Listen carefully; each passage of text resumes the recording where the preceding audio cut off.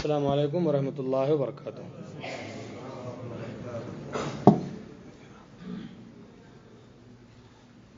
الحمد للہ رب العالمین والصلاة والسلام علی نبینا محمد وعلی آلہ وصحبہ اجمعین، اما بعد۔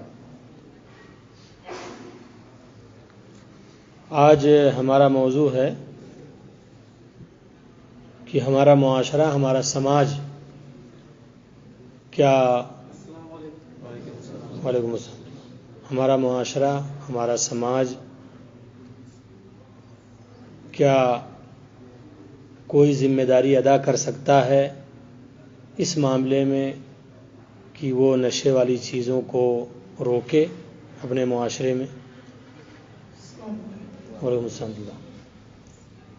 کیا ایک آدمی جو چاہے کرے، شتر بے مہار ہو کر کے، کوئی کچھ نہ بولے، یہ صحیح ہے کہ سب لوگوں کی ذمہ داری بنتی ہے کہ سب مل کر کے اپنے افراد کو صحیح کریں، سماج صحیح رہے، معاشرہ صحیح رہے؟ کیا اس کے متعلق کچھ آیتیں ہیں، قرآن و حدیث میں کچھ چیزیں ہیں؟ تو اس کے لیے ہم نے 3 آیتیں منتخب کی ہیں۔ سورہ انفال کی آیت نمبر 25، سورہ آل عمران کی آیت نمبر 104، 105، جس میں واضح طور پہ موجود ہے کہ کسی بھی معاشرے کو ایسے چھوڑا نہیں جا سکتا کیونکہ خود اس کے انہی لوگوں کے لیے نقصانات ہیں۔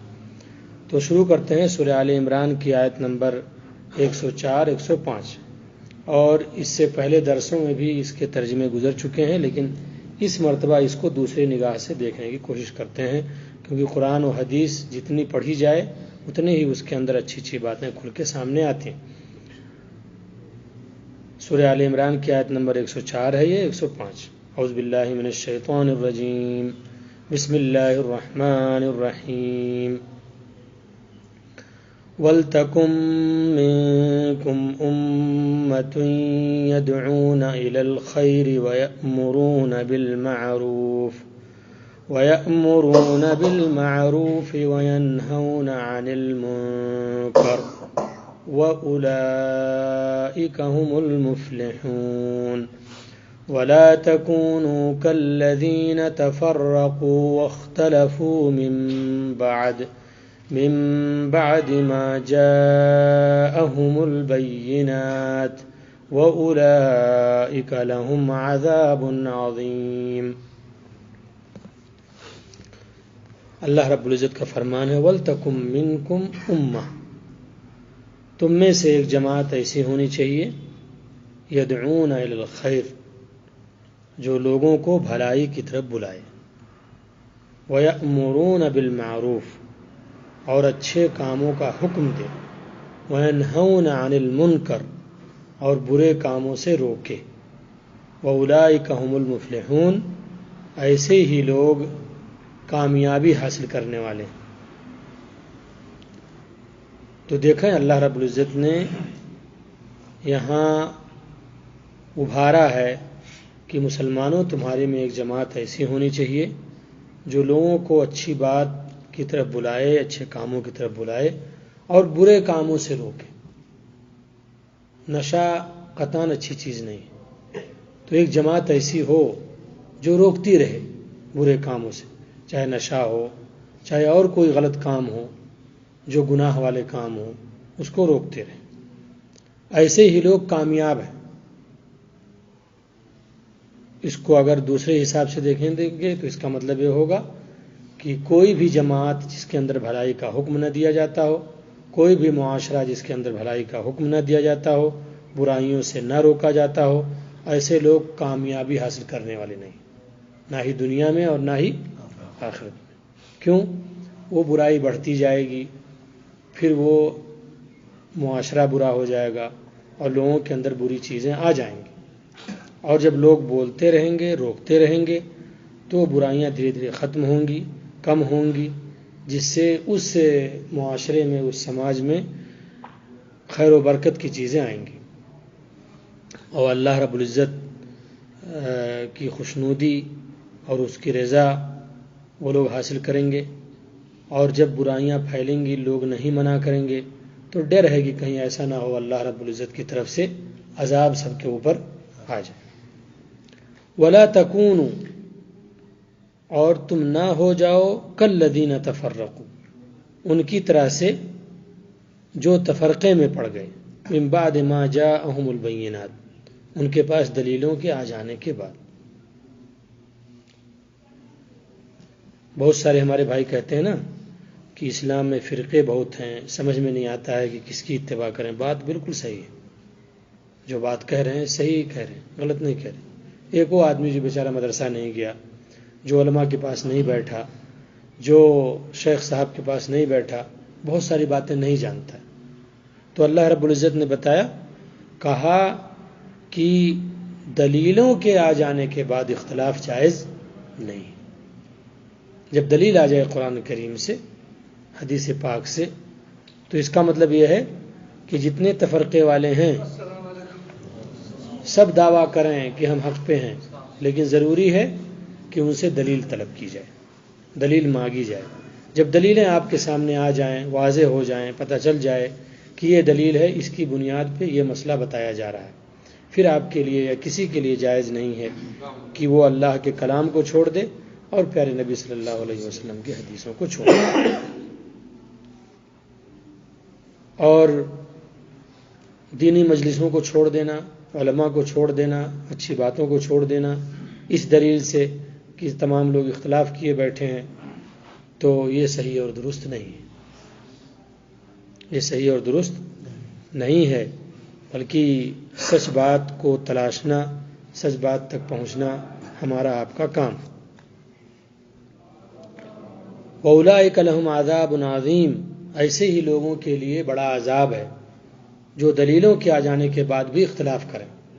یہودی اور عیسائی، ان کے پاس دلیلیں آئیں، اس کے باوجود بھی انہوں نے اپنی مانی، اپنے من کی مانی، اپنے خواہشات کی پیروی کی، دلیلوں کو ایک طرف چھوڑ دیا، اللہ اور اس کے رسول علیہ السلام کی باتوں کو ایک طرف چھوڑ دیا. جو مزاج میں آیا کیا، تو یہ دین مزاج کا نام نہیں ہے، کھانا نہیں ہے جس طرح سے بھی چاہیں آپ پکا لیں اور کھا لیں. دین کو بتانے کے لیے اللہ رب العزت نے اپنے رسول بھیجے، رسولوں پہ اپنے کلام کو اللہ نے اتارا، اور رسولوں سے اس کلام کی شرح بیان کی، زندگی جینے کا طریقہ بتایا. اس حساب سے چلیں گے تب ہم لوگ کامیاب ہوں گے. اللہ رب العزت نے قرآن کریم کے اندر کہا کہ فَإِنْ آمَنُوا بِمِثْلِ مَا آمَنْتُمْ بِهِ فَقَدْ اهْتَدَوْا، لوگو جیسے تم لوگ ایمان لائے ہو صحابہ کے بارے میں، اگر دوسرے لوگ تم لوگوں جیسے ایمان لے آئیں تب وہ لوگ ہدایت پائیں گے. جیسے صحابہ اللہ کا کلام سن لیتے تھے، نبی صلی اللہ علیہ وسلم کی حدیث سن لیتے تھے تو اس پہ عمل کرتے تھے، اور اس کے علاوہ پھر دوسری طرف جاتے نہیں تھے، باتوں کو مان لیا کرتے تھے. تو جب دلیلیں آ جائیں تو اس کے بعد پھر نہیں مناسب ہے کسی کے لیے کہ اختلاف کرے اور فرقے میں پڑے. تو اب جب دلیلیں نشے کی حرمت کی آ گئیں، پھر بھی اس کے بعد انسان منموجی کام کرے، اپنے مزاج کے حساب سے کام کرے. جب یہ چیزیں بتا دی گئیں کھول کھول کر کے کہ نبی صلی اللہ علیہ وسلم کا فرمان ہے کہ ہر نشہ آور چیز حرام ہے، ہر نشہ آور چیز کا حکم شراب کا حکم ہے، تو پھر ہر ایک کے لیے دلیل مانگنا صحیح اور درست نہیں. اب تمباکو کھانے والا اپنی الگ دلیل مانگے، ہیروئن استعمال کرنے والا اپنی الگ دلیل مانگے، افیم استعمال کرنے والا اپنی الگ دلیل مانگے، ہے نا؟ تو یہ چیزیں نبی صلی اللہ علیہ وسلم کے زمانے میں نہیں تھی، رہی ہوں گی، اللہ ہی کے بنائے ہوئے سب پودے ہیں، لیکن نبی صلی اللہ علیہ وسلم کے زمانے میں مطلب مدینہ میں وہ چیزیں استعمال نہیں ہوئیں، کسی نے اس کو نہیں پوچھا، تو ایک عام قاعدہ بتا دیا گیا. ہو سکتا ہے وہ چیزیں بعد میں بھی آ جائیں، یا ہو سکتا ہے ناموں سے نہ ہوں، کچھ دو چیزوں کو ملا کر کے وہ نشے والی چیز بن جائے، ہے نا؟ تو ایک اصول شریعت نے بیان کر دیا کہ ہر نشہ آور چیز کیا ہے؟ حرام ہے. ہر نشہ آور چیز شراب کے حکم میں ہے.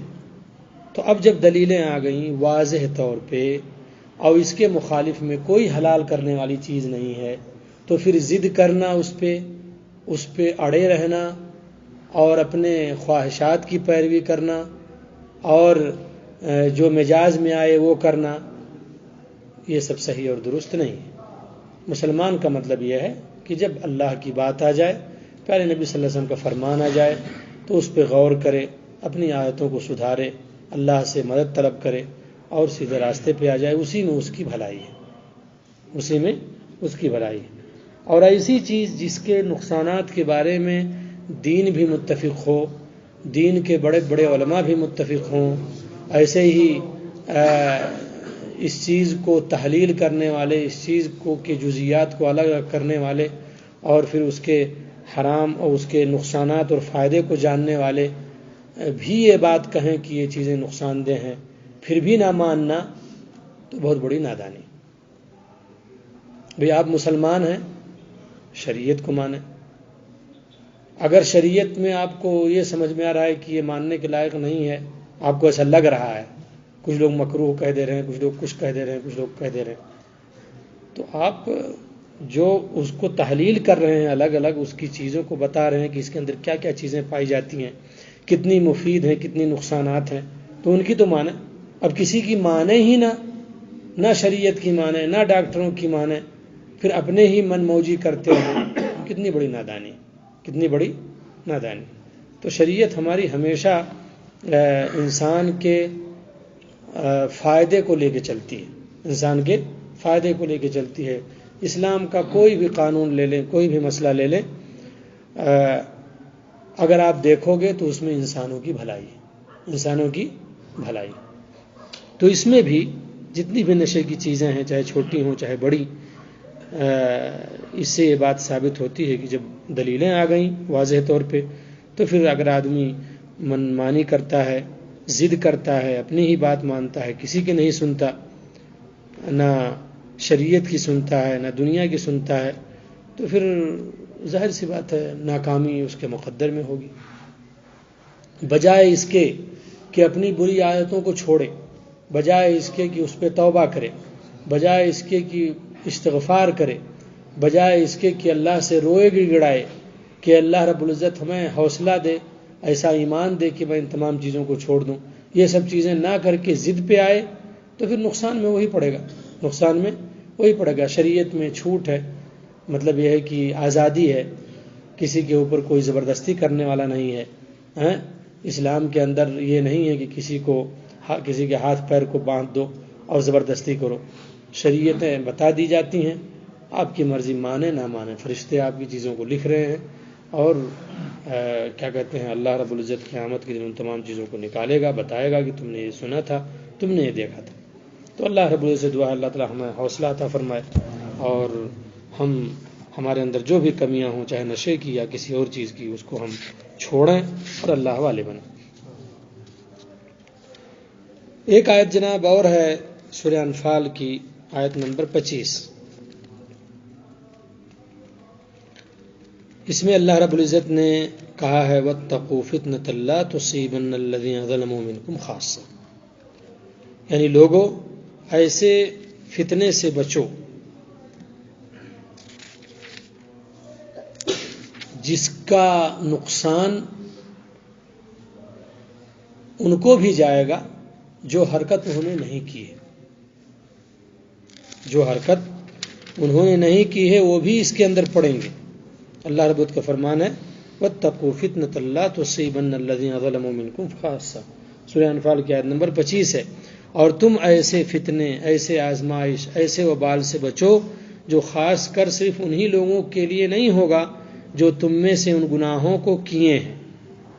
کیا مطلب؟ یعنی ان کو بھی یہ چیز پہنچ جائے گی جنہوں نے اس کو نہیں کیا ہے۔ وَاعْلَمُوا، اور یہ جانو، ان اللہ شدید العقاب، اللہ سخت سزا دینے والا ہے۔ تو اس کا مطلب یہ ہے کہ جو معاشرے میں ظلم کر رہے ہیں اپنے اوپر اور نشے آور چیزوں کا استعمال کر رہے ہیں، اگر آپ نہیں روکو گے، اگر آپ منع نہیں کرو گے، تو کل کے دن وہ ان لوگوں تک بھی اس کا عذاب پہنچ جائے گا، وہ بھی آزمائش میں پڑ جائیں گے جنہوں نے یہ کام کیا ہی نہیں ہوگا، جنہوں نے کام کیا ہی نہیں ہوگا۔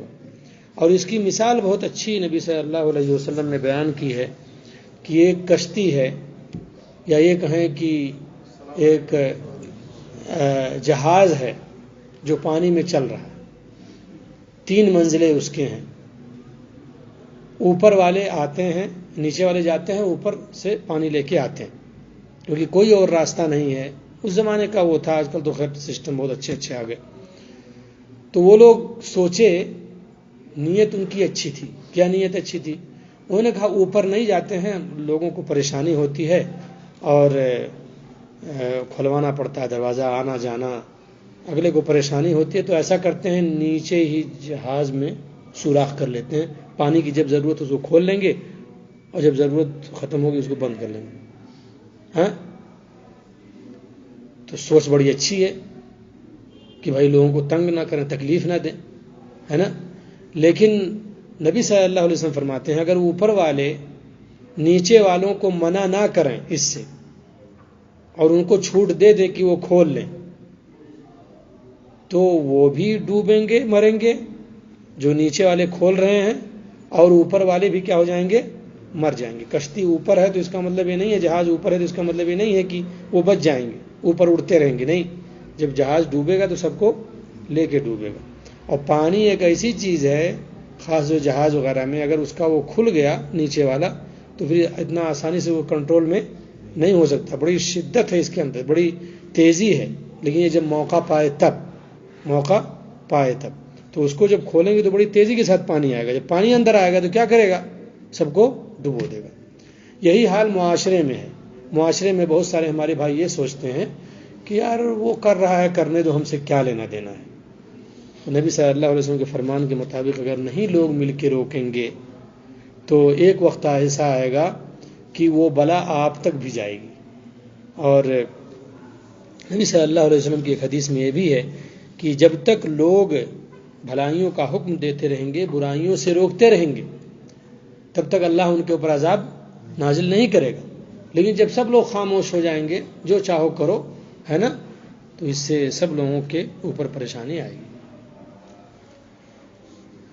تو اس آیت میں یہی بات کہی گئی۔ ظاہر سی بات ہے، آج فلاں کے گھر کا آدمی نشہ کر رہا ہے، تم پروگرام نہیں بنا رہے ہو روکنے کا، اسے نہیں روک رہے ہو، کل کے دن دھیرے دھیرے ہو سکتا ہے آپ کا بچہ بھی اس میں ملوث ہو جائے، آپ کا بھائی بھی اس میں ملوث ہو جائے، آپ کا کوئی رشتہ دار بھی اس میں پڑ جائے، ہے نا۔ تو جب روکو گے وہ چیزیں رکیں گی اور معاشرے سے وہ چیزیں ختم ہوں گی تو آپ کے لیے بھی فائدہ ہوگا۔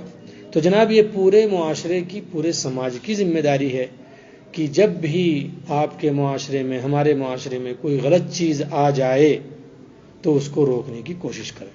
وہ کوششیں کیسے ہوں گی؟ سنیں درس میں۔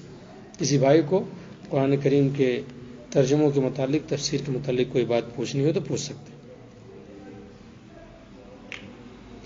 یہ بات تو آپ کے سمجھ میں آ گئی کہ معاشرے میں کوئی غلط کام ہو رہا ہے، آپ کے سماج میں کوئی کام ہو رہا ہے غلط، آپ کے محلے اور آپ کے گاؤں میں کوئی کام غلط ہو رہا ہے، تو پھر سب کی ذمہ داری ہے کہ اس غلط چیز کو روکیں۔ یہ بات تو سمجھ میں آ گئی، لیکن کیسے اس کو روکیں؟ کیسے اس کو روکیں؟ اس کے بہت سارے طریقے ہیں۔ ایک طریقہ تو یہ ہے کہ فردی طور پہ جس کا اثر و رسوخ ہے وہ کہے۔ اور اس کی چھوٹی سی مثال بتاؤں آپ لوگوں کو۔ جب اپنے یہاں الیکشن ہوتا ہے تو یہ فرد کے تعلقات بڑے کام آتے ہیں، فرد کے تعلقات بڑے کام آتے ہیں۔ میں آپ کو ایک چھوٹی سی بات بتاؤں۔ ہمارے ملک نیپال میں گائے کو ذبح کرنا بہت بڑا جرم، پہلے 40 سال جیل تھی، اب 6 سال جیل اور قید بامشقت۔ تو ہمارے یہاں کچھ لوگوں نے ہمارے دادا یعنی بابا جس کو کہتے ہیں، والد کے والد کو پھنسایا، لیکن وہ پھنساتے ہوئے غلطی کر گئے۔ کاٹنا تھا یہاں سے، حلق سے کاٹ دیا، گردن سے۔ خیر آخری میں فیصلہ یہ ہوا کہ مسلمان کبھی بھی اوپر سے کٹا ہوا نہیں کھاتا، حلق سے کٹا ہوا کھاتا ہے۔ پھنسایا گیا تھا، خیر وہ چیز آئی چلی گئی۔ تو اس میں جو معاملہ سامنے آیا یہ ہوا کہ گاؤں میں کچھ لوگ مؤید تھے، کچھ لوگ مخالف تھے. تو ہم لوگوں کی پنچایت وہاں ہوتی ہے، 8-10 گاؤں کا ایک پردھانی لگتی تھی. اس ضلع میں آج بھی ہے، مطلب 7-8 گاؤں کا مل کر کے ایک وہ ہوتا ہے.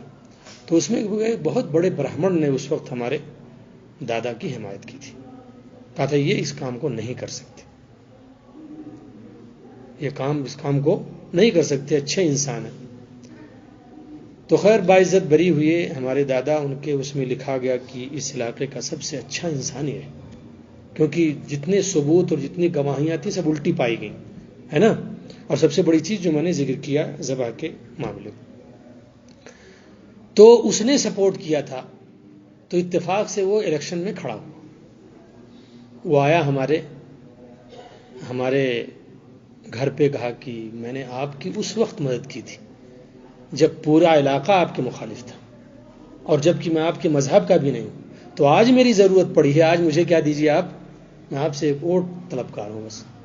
گھر کے تمام لوگ مخالف ہو گئے، لیکن میرا بڑا بھائی نہیں مانا. کہا کہ اس نے حقیقت میں اس وقت میری مدد کی تھی، ہمارے گھر کی مدد کی تھی، اس لیے میں اسے دوں گا چاہے وہ جیتے چاہے نہ جیتے.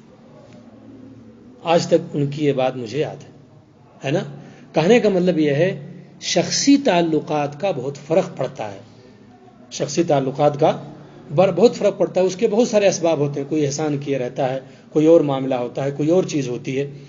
تو معاشرے میں جن کے اچھے تعلقات ہیں ان افراد سے جو غلط کام کر رہے ہیں، اللہ کے واسطے اس چیز کو اپنے استعمال کریں، سمجھائیں جا کر کے کہ بھائی یہ غلط ہے، یہ طریقہ درست نہیں ہے، اور آپ ایک اچھے انسان ہو، ہمارے سماج کے ایک معتبر آدمی ہو، اور میں آپ کو اچھا سمجھتا ہوں. مجھے امید ہے کہ میری بات نہیں کاٹو گے اور اپنی جو غلط حرکت ہے اس سے رکو گے، کیونکہ اس میں ہمارا کوئی فائدہ نہیں، تمہارا اپنا فائدہ ہے نا. تو اس چیز کو استعمال کرنے کی ضرورت ہے. اور کوئی بھی ایسا نہیں ہے سماج میں جو ایک دوسرے سے جڑا نہ ہو، کوئی اکیلی زندگی نہیں گزارتا. اگر سب لوگ اس کے لیے اٹھیں، ہے نا، محبت سے اس بات کو کہیں اور اپنے تعلقات کو استعمال کرتے ہوئے کہیں، تو اس کا اثر انشاءاللہ پڑے گا. چاہے وہ آپ کا بھائی ہو اسلامی، چاہے نہ ہو. غلط چیز اگر ہو رہی ہے معاشرے میں تو اس کو ہر ایک کو کیا کرنا ہے، روکنا ہے. کیونکہ ان کے ہاں بھی بہت ساری ایسی غلط چیزیں ہیں جو ہمارے یہاں سے میل کھاتی ہیں. جو شراب کا پینا ان کے ہاں بھی حرام ہے، زناکاری ان کے ہاں بھی حرام ہے، جوا ان کے ہاں بھی حرام ہے. اور اگر یہ مسلمان کرے تو یہ تو اور بھی بڑی عیب کی بات ہے، بڑی عیب کی بات ہے. ایک زمانہ تھا کہ اس کو ہم لوگ منسوب کرتے تھے غیروں کے ساتھ، اب بڑے افسوس کے ساتھ کہنا پڑ رہا ہے کہ اپنوں میں بھی یہ چیزیں سرایت کر گئی. تو ایک چیز جناب یہ ہے کہ اپنے نجی تعلقات کا استعمال کریں، اپنی حیثیت سمجھیں، اپنی قدر و منزلت سمجھیں، ہے نا. بہت سارے وقت پہ ہوتا ہے آپ کبھی جاتے ہو کسی سے کوئی چیز مانگنے، بچے کو بھیجتے ہو نہیں ملتی وہ چیز، خود جاتے ہو تو اگلا لحاظ کرتا ہے آپ کا. یہ ہے کہ نہیں ہے معاشرے میں؟ یہ آپ لوگ آزمائے ہو کہ نہیں آزمائے؟ تو تیر کو اچھی جگہ اچھے نشانے سے کرو تو انشاءاللہ اس کا فائدہ ہوگا آپ کو. ایک چیز یہ ہے. اور ایک چیز یہ ہے جناب جس کو کہتے ہیں غیر مباشر، جس کو کہتے ہیں کہ ڈائریکٹ نہ کہا جائے، ڈائریکٹ نہ کہا جائے. بہت ساری چیزوں میں یہ ہوتا ہے کہ آپ جانتے ہو آپ کی بات نہیں مانے گا، تو ایسے لوگوں کو استعمال کیا جائے جس کی باتیں وہ مانے، جس کی باتیں وہ مانے. ایسے ہی جناب جو اسباب ہیں ان اسباب کو دور کیا جائے. وہ ان سببوں میں سے سب سے بڑا سبب یہ ہے کہ انسان جب تک کسی کے خطرے کو نہیں جانتا ہے تب تک اس معاملے میں جاہل ہوتا ہے. اور اسی لیے اللہ رب العزت نے جہالت میں غلطی کو معاف قرار دیا اگر وہ توبہ کر لیں لوگ تو. پھر سے سنیں، قرآن کریم میں ایک آیت ہے، اس کا ترجمہ یہ ہے، اس کا مفہوم یہ ہے، اس کا حکم یہ ہے کہ اگر لوگ غلطی کریں جہالت میں، نادانی میں، اور توبہ کر لیں تو ہم ان کی غلطیوں کو معاف کر دیں گے. لیکن اگر انہوں نے جہالت میں یہ کام نہیں کیا تو ہم ان کے توبے کو قبول نہیں کریں گے. اس کا ترجمہ، اس کی تفسیر میں علماء کرام نے لکھا ہے، میں درس میں انشاءاللہ اس کو لے کر کے آؤں گا. تو اس میں یہ لکھا ہے کہ جب تک انسان کسی بھی گناہ کی سزا کو نہیں جانتا ہے تب تک اس کے معاملے میں وہ جاہل ہوتا ہے، نادان ہوتا ہے. کیونکہ اگر صحیح سے جان جائے کہ اس کی سزا کیا ہے، چکھ لے، تو زندگی میں اس کے قریب نہیں جائے گا. بالکل ایسے ہی جیسے وہ بچہ آگ کے قریب نہیں جاتا ہے جو جل جاتا ہے ایک مرتبہ آگ سے، اور اس سے پہلے روکو نہیں مانتا ہے. وہ دیکھتا ہے چمکدار چیز ہے، پکڑ لوں گا، لیکن ایک مرتبہ جلتا ہے پھر کہنے کی ضرورت نہیں پڑتی، وہ جان جاتا ہے. تو چونکہ اس کے عواقب، اس کی سزا سے انسان نادان ہوتا ہے، اس لیے اللہ رب العزت توبے کو قبول کرتا ہے نا. کیونکہ اگرچہ وہ جانتا تھا حکم، لیکن صحیح سے اس کی سزا اور اس کا حکم نہ جانتا نہیں تھا وہ. تو ایسے ہی اکثر یہ جہالت میں یہ چیزیں ہوتی ہیں، ہے نا. اس جہالت کو دور کرنا ضروری ہے، جو بھی طریقے ہوں، جو بھی طریقے ہوں.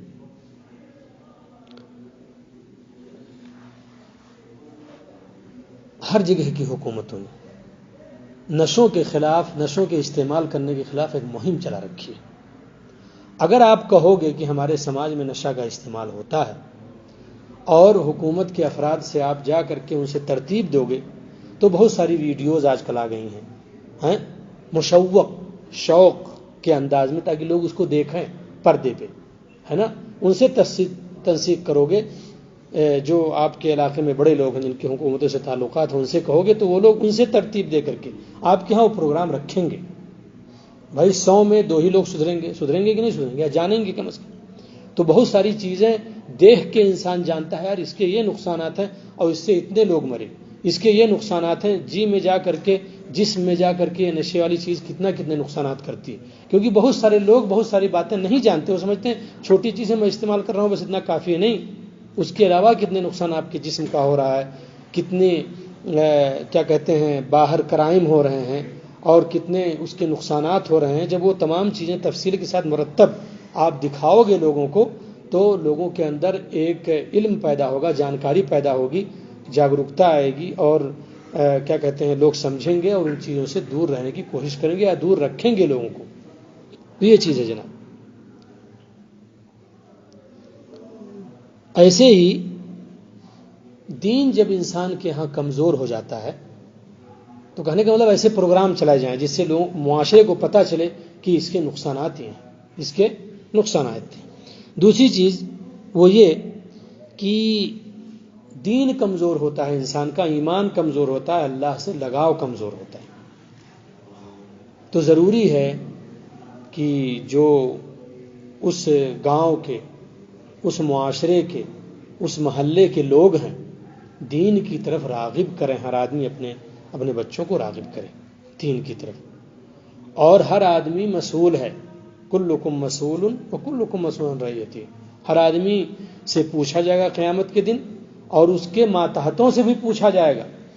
آپ اپنے بچوں کو دیندار بنا کے چھوڑیں، دیکھیں ان کے اندر کمیاں کیا ہیں، پیار سے، محبت سے ان کو مسجدوں میں لے جا کر کے، ان کو عبادت کا ان کے اندر شوق پیدا کر کے، اللہ رب العزت سے دعا کروا کر کے، مطلب جو بھی طریقے آپ استعمال کر سکتے ہیں وہ طریقہ استعمال کریں جس سے اس کا دین بڑھے.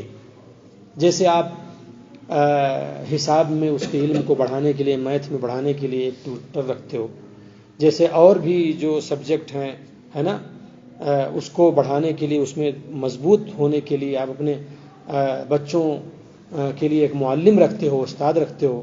تو دین کے معاملے میں کیوں نہیں؟ دین کے معاملے میں بھی اس کو بہت ساری چیزیں بتاؤ. بہت ساری باتیں انسان نہیں جانتا ہے، بہت ساری باتیں انسان نہیں جانتا ہے تب ان چیزوں پہ عمل کرتا ہے.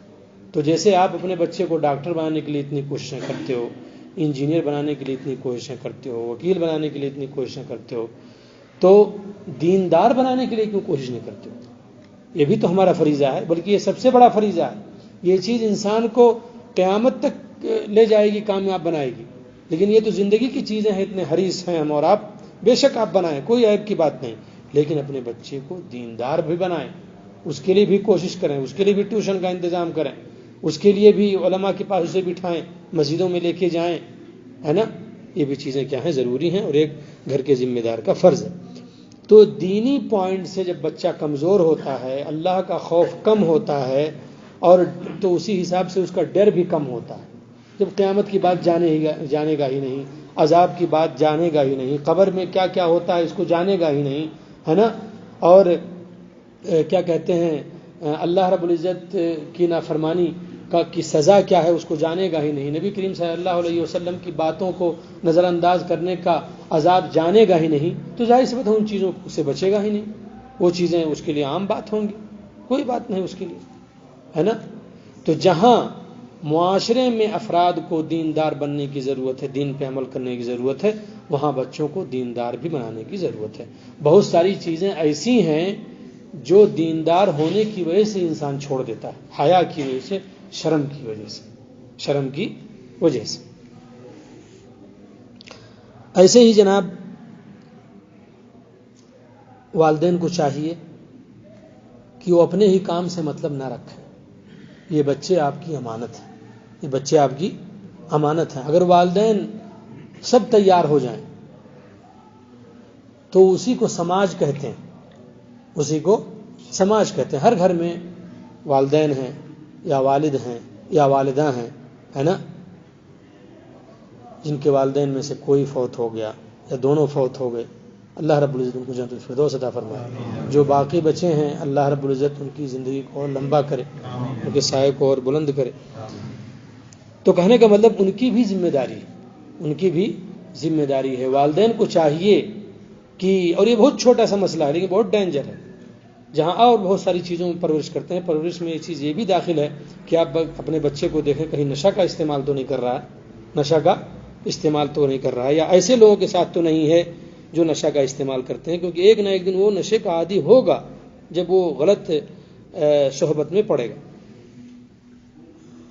ایسے ہی اس سے پہلے ہم نے بتایا تھا کہ بچوں کو اکیلا رہنے نہ دیں، ان کی چھٹیاں ہوں تو معاشرے کی ذمہ داری ہے کہ کچھ ایسے پروگرام طے کریں، ایسی چیزیں طے کریں جو لڑکوں کے لیے فائدے مند ہوں۔ مثال کے طور پہ جوان لڑکے ہیں، آپ کو چھٹی ہے ان کی، مان لیجئے 15 دن کی، آپ ایک ٹورنامنٹ ہی رکھ دیں، سب بچوں کو اس میں شریک کریں، جسمانی طور پہ بھی وہ مضبوط ہوں گے، حرکت بھی ان کے اندر آئے گی، اور اس کے بعد ان چیزوں کی طرف نہیں جائیں گے۔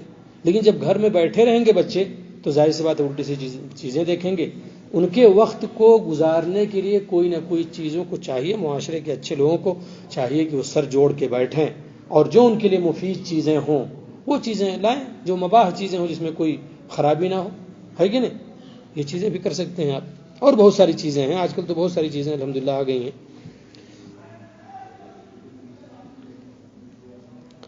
ایسے ہی جناب جو دواؤں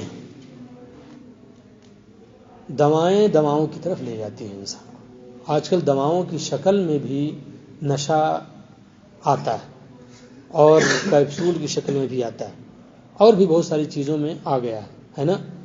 تو کبھی کبھی اس پہ بھی نظر رکھیں کہ بچہ جو کیپسول کھا رہا ہے یا جو ٹیبلٹ کھا رہا ہے کہیں ایسا تو نہیں کہ نشے کی چیز ہے، آپ کو دھوکہ دے رہا ہے، کیونکہ بہت سارے لوگ نہیں جان پاتے، گئے بھائی میں بیمار ہوں مجھے بخار ہے ابو، گئے جا کر کے دوسری گولی لے آئے، دوسرے ٹیبلٹ لے آئے، آپ کو پتہ ہی نہیں ہے، تو آپ کو جاننا چاہیے ٹیبلٹ کیوں کھا رہا ہے بچہ، آپ سرپرست ہیں، کبھی آپ اس کو بھی لے کے جائیں، اس کو دیکھیں کہ اس چیزیں کیا ہیں، ہے کہ نہیں، کیونکہ کیسے کیسے واقعات ایسے آئے ہیں کہ وہ والدین کو دھوکہ دے رہے ہیں، وہ سمجھ رہے ہیں بیچارے کی ٹیبلٹ کی شکل میں کیا ہے، وہ علاج چل رہا ہے بچے کا، اور ہے وہ کیا، نشے کی کیپسول موجود ہے۔ تو بچوں سے ہوشیار رہیں، آپ کی بعد آنے والی پیڑھی آپ سے اور ہم سے کیا ہے، تیز ہے۔ کبھی مت سوچیں کہ آپ بڑے تجربہ کار ہیں تو آپ پھر ان کے جو بچے آئیں گے ان سے تیز ہوں گے، اور خاص طور یہ چیزیں جو ہیں بہت تیز کر رہے ہیں انسان کو، یہ جو نیٹ ہے اور دوسری چیزیں ہیں، تو اس کے بھلائیوں کو بھی دیکھیں اور برائیوں سے بھی پرہیز رکھیں۔ اور ایسے ہی بہت سارے ایسے پروگرام علاقوں میں ہوتے ہیں، آپ چاہیں تو وہاں بھی بچے کو جوڑ سکتے ہیں، جیسے مثال کے طور پہ اس کے خبرات کو بڑھانا، اس کے تجربے کو بڑھانا، اس کے اندر کا جو فن ہے اس کو بڑھانا۔ مثال کے طور پہ بچے کو آپ دیکھ رہے ہیں کمپیوٹر میں زیادہ اس کی دلچسپی ہے نا، بہت سارے کورس ہیں، چھٹیوں کے دنوں میں جب وہ بچہ خالی ہے نا، جس حساب سے اس کے دن خالی ہیں اسی حساب سے اس کو ذمہ داری دے دیجیے۔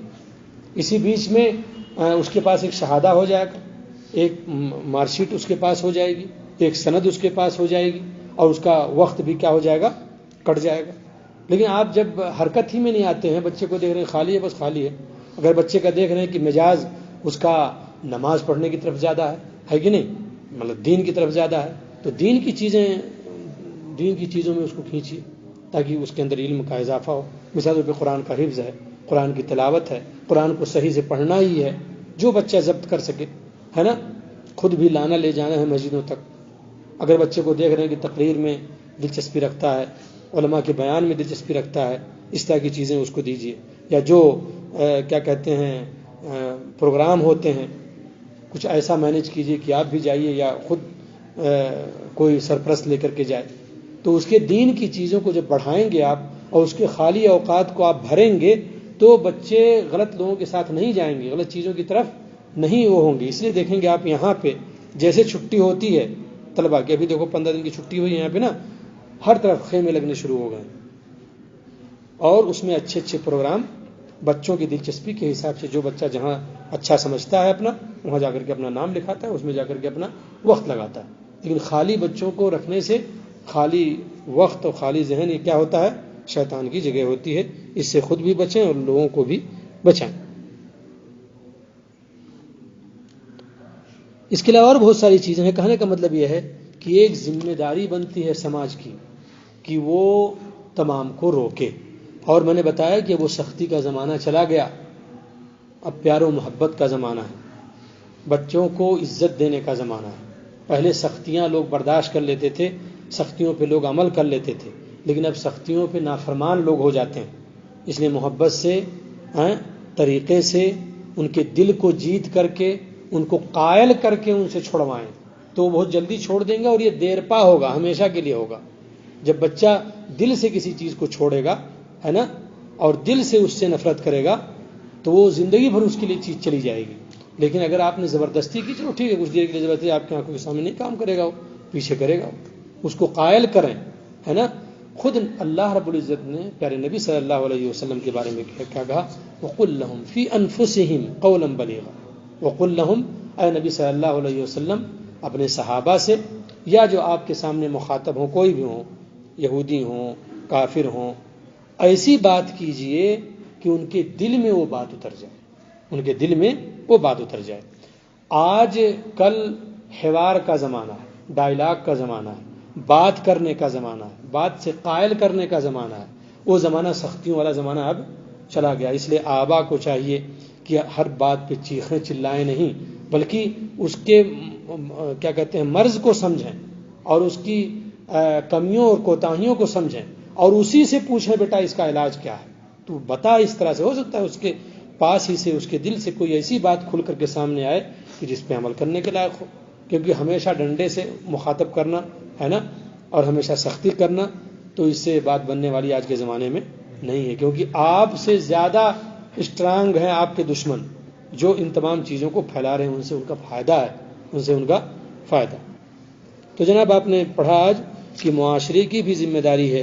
اگر آپ نے اور ہم نے معاشرے میں غلط چیزوں کو نہیں روکا اور خاص طور سے نشے کی چیزوں کو نہیں روکا تو تیار رہیے. اللہ رب العزت نے صاف کہا ہے کہ اس آزمائش سے بچو کہ جس میں وہی لوگ نہیں پڑیں گے جنہوں نے اس کام کو کیا ہے، بلکہ اس کا مطلب یہ ہے کہ وہ لوگ بھی پڑ جائیں گے جنہوں نے وہ کام نہیں کیا. لیکن کیوں ایسا ہوا؟ کیونکہ انہوں نے ان کو روکا نہیں، کوشش نہیں کہ کسی حساب سے یہ گندگی ہمارے معاشرے سے کیا ہو جائے، ختم ہو جائے. تو اور کبھی بھی اپنے آپ کو ہلکا نہ سمجھیں، اکیلے سے ابتدا کریں، اکیلے سے شروعات کریں، اپنا سنگٹھن بنائیں، سموہ بنائیں، جمعیت بنائیں، لوگوں سے ملیں کہ یہ چیز ہو رہی ہے اور یہ چیز صحیح اور درست نہیں ہے، اسی معاشرے میں ہمیں جینا ہے، اسی سماج میں ہمیں رہنا ہے. اگر یہ بگڑ گیا تو ہمارا پورا ڈھانچہ کیا ہو جائے گا، بگڑ جائے گا، ہمارے بچے خراب ہو جائیں گے، ہمارے لوگ خراب ہو جائیں گے. اور مجھے بات یاد آ رہی ہے اپنے گاؤں کی. ایک مرتبہ ہمارے ہاں گاؤں کا سسٹم ہے تو مدرسے کا، تو مدرسے میں یہ ہے کہ بھائی جو علماء باہر سے آتے ہیں بچوں کو پڑھانے ان کو کھانا کھلایا جائے. بہت سارے لوگوں کے یہاں ہوگا اس طرح سے، ہے کہ نہیں؟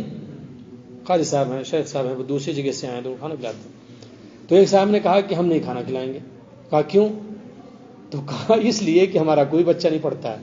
کہا اچھا ٹھیک ہے، تمہارا کوئی بچہ نہیں پڑھ رہا ہے. بالکل ایسے کوئی کہے کہ جیسے ہمارا کوئی بچہ نشہ نہیں کر رہا ہے، ہمیں جانے کی کیا ضرورت ہے؟